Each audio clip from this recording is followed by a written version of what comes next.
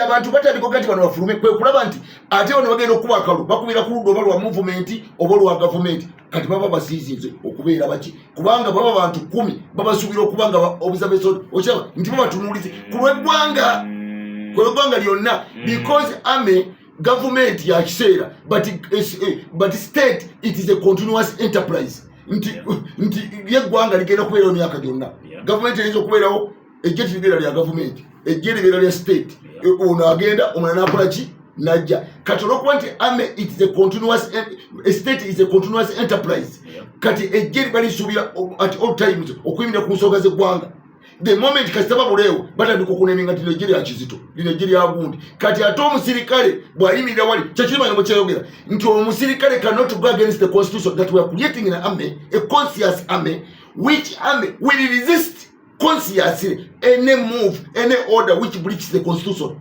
That was the definition of Mayombo. Abatawina mukisaku laba mwinzo kujawa mstari sena baba answer.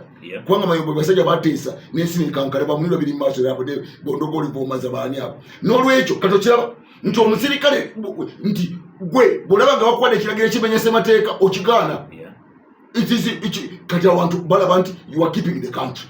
Are you getting the point? Kati nolwecho ebyo bibireta enkolagana y'abantu n'abasirikale negera ngekola ki? Because you are partisan, you are using the army to play politics. Ocheba nti banabyafuzi bakozesa ejje okuzanya ebyobufuzi mu advantage yabwe. That is why I was telling you the other day that nti mu byobufuzi omuntu kabenga wa demokrasi atya ina demokrasi enkana etya singa abani nyenyezebwa mu byobufuzi naye nga ina omwaganya gwayinza okweyamba okwetaasa mu byobufuzi can do it. So doing it, what does that mean? It means that you are using the army